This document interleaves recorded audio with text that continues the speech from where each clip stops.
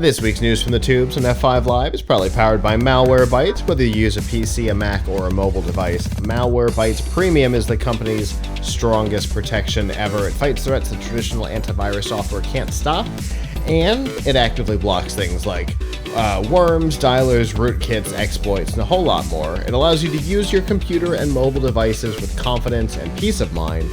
To learn more and to get a special price, you can go to f5live.tv/malwarebytes. Alright, so Twitter is seemingly ever evolving. We never quite know what's coming next.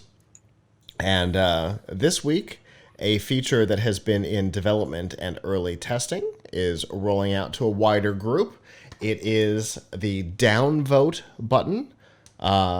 Previously in test, there was an upvote and a downvote button. The upvote seemed to be taking the place of the favorite button that we're all familiar with, because upvoting would turn it into a favorite or into a like, whereas downvoting works differently. Now, we're probably all pretty familiar with downvoting. Everything from Reddit to Ars Technica's forums have upvote and downvote capabilities. One of the things that Twitter was worried about was abuse of the downvote. And so, similar to how YouTube has removed the dislike button count, Twitter is not making the number public to anybody, including the content creators or the commenters whose comments are being downvoted. So, unlike YouTube, who has claimed that the reason why the downvote count was removed was to protect creators who can still see the count, in this case, no. Only Twitter knows how many downvotes there are, and only the person who hits downvote knows that they did it. Now, the purpose of it is essentially to mark comments, because you can't do it on original posts, is to mark comments as abusive, offensive, or irrelevant, with the intention of, if a number of people, downvote a particular comment, it will stop being one of the primary displayed replies. When you scroll through, they're not in alphabetical, temporal order or anything like that.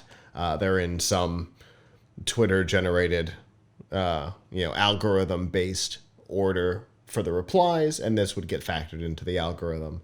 It is technically still in testing, but it has gone from an early beta test to what they're calling a global experiment. So probably expect to see this roll out in a fairly wide release very soon. Lots of people are reporting that they're already seeing it now. I think there's still room for abuse on this, though, because it seems like writing a comment on the original post to dogpile on a particular commenter seems like it's right up Twitter's alley. Yeah, I don't see how this is going to work. How this is going to work well, because okay, so let's say it's a controversial topic and you don't like what the commenter has to say. If the goal of this was, hey, this is abusive or this violates some kind of standards versus I don't agree with this viewpoint, Right. people are going to click it if they don't agree with the viewpoint. Absolutely. Yeah, it seems like it's guaranteed to cause problems. For all kinds of reasons. Like, it's almost like Twitter saying, hey, can you guys help us shadow ban? Right? It just seems like it's just, almost designed for problems. Now, in the YouTube chat, Terry says definitely room for abuse, but interesting to see where it goes. Great new tool for confirmation bias, which is basically what you were saying there, Abram. Yeah. I mean, I don't know. I think this is like they, you know, they're looking for a way to find abusive stuff, but this is not the way. Yeah. What might be the way, however, is another feature that they are working on testing. Seems like it's in a significantly smaller test group. Although, to be fair, I have already checked all of the Twitter accounts that I have access to, and none of them have the downvote button yet.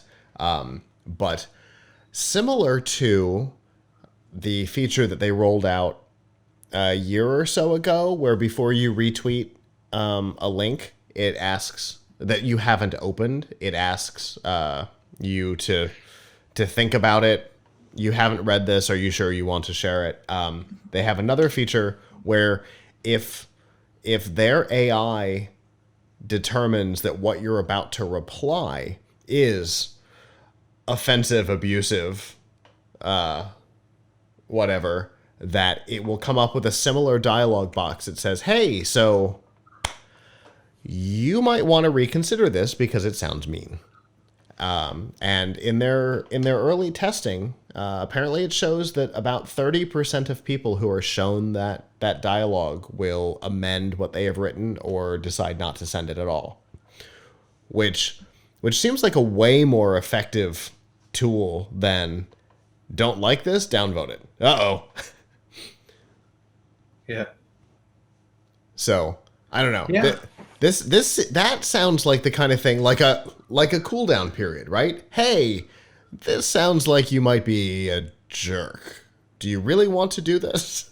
And you still have the ability to do it, but a couple seconds to reread what you wrote and go, ooh, you're right. That does sound harsh. Doesn't seem like a problem to me.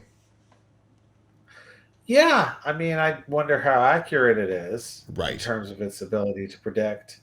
But I mean, if it's not forcing the issue by stopping you from posting, Mm-hmm. then you yourself are making the call, right? Oh, well, it thinks I'm being abusive, but really the AI is not very smart, it doesn't get it, It's whatever. not picking up sarcasm. It's not picking up, a Right. joking tone, that kind of thing.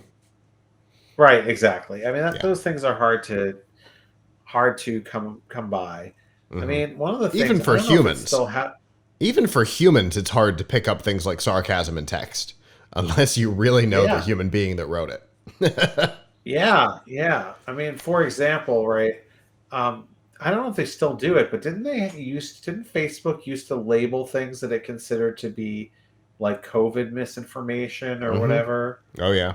Anything And anything that even remotely mentions it, they they put a warning right, label on. so it could be like, you know, you could say something sarcastic like, hey, why don't we all just drink bleach or something, right? Right. Or something that's really hyperbolously like you don't, of course you don't mean this, right? Right. Right. Um, but then who knows if the AI would get that and be like, Right. oh yeah, this person's giving you misinformation. So like, Yeah. or you're quoting somebody else to say what they said is ridiculous. So Sure. like, so anyway, Yeah. Now, so in this same vein, Twitter currently scans posts for what it believes is going to be a rough conversation ahead of time and actually puts a little warning on posts that says, hey, so just remember, this is probably going to become a heated discussion. You may read things that are going to annoy you or anger you. Take a breath before you go in. Go. There's there well, I don't that's remember. different than That's very different than Facebook, which says, please go in and get really angry. So, That's true. uh, That's true. right? Yeah. We encourage So, anger. Go. Mosh pit. Mosh yes, pit. it's like, They're the kids on the Facebook is they're the, the kids on the playground going, fight, fight, fight, fight. yeah, basically, I mean, that's what Facebook is, right? I mean, their internal documents show it, right? Yeah. They wanted to highlight things that made people angry. Uh, so this is interestingly the opposite approach from Twitter. Yeah, yeah, it's definitely. Uh, Terry says, "Please go in and get really angry." Perfect. That's that's a Yes. perfect descriptor of their business model. And it's interesting because on Twitter, it seems like Twitter does a lot of things to try and prevent it. Although, who knows? A warning like that might be like the anti-smoking ads that all the studies show that the more anti-smoking ads you see, the more likely you are to start smoking. Which is Really? why, yeah, it's the reason why Philip Morris did not fight the requirement for them to pay for the anti-smoking campaigns because it was actually the best marketing dollars they spent. People are Wow. I people never are heard more that. likely to smoke the more of the anti-smoking campaign, like the truth videos and stuff that you see all the time. The more of those you see, the more likely kids are to smoke. So Philip Morris was happy to pay for those as part of their settlement because it actually increased the behavior. And it might be the same thing here, right? The more work Twitter puts into it, we don't know. It might make it a more toxic environment. Right now, we have no studies to show the effectiveness of this thing. So a little warning that says, "Hey, this might get heated real quick," might send the type of people who are looking for a heated discussion in, and not the other way You around. know, speaking of heated discussion on forums, have you ever heard the term grapes? Like no grapes? Nope. So okay, this would be how you would detect a conversation that could get angry, right? My So on the Tom's Hardware forums, we used to have a guy who ran it, and well, I mean, this is still the policy where they would say to the users, "No grapes." So grapes stands for don't discuss these topics: guns, religion, abortion, politics, economics, or sexuality. Don't discuss those things because those are going to lead to divisive discussion. So he would say no grapes. Okay. I that's a pretty it's a pretty smart list. It's kind of the Thanksgiving rules as well, right? Right, right. So if they wanted to determine what post to caution people, it'd be like anything about grapes. Okay. Fascinating. I don't know how you maintain the the acronym while also working cryptocurrency in there, but So see, like in our case, like we're okay with people getting into an angry argument about like cryptocurrency or Mhm. graphics cards or something like that because at least it's a topical at least it's Yeah. a topical argument. It's a passion point place that we would like to be, right? Now I can never eat grapes again. Thanks. Sorry. Crepes. Thank you. Thank you for that, chat. Changing grapes to crepes. That's how we get cryptocurrency in. Oh my goodness. Anyway, that's a great acronym and it makes sense. And it works out that way on Facebook and Twitter and Instagram or wherever you go. You can guarantee that one of those topics is going to become a flame war real quick. And again, my guess is that labeling it as such doesn't make it better. Just a guess, but these little pop-up might. It'll be interesting to see how that goes over time, and how this downvote button gets abused, because it seems like for sure that is the end result of that button. Hello, YouTube. Thanks for watching, and I hope you enjoyed this episode of F5 Live Refreshing Technology. If you did, please subscribe to the channel down below, and of course hit the notification bell because we know that subscriptions don't mean much on YouTube anymore. If you've got topics that you'd like us to talk about in the future, please comment them down below. And if you'd like to not follow us on YouTube, there's lots of ways that you can follow along with our content by going to plughitslive.com/subscribe. There you'll see all of our shows and all of the ways that you can watch, listen, and follow along.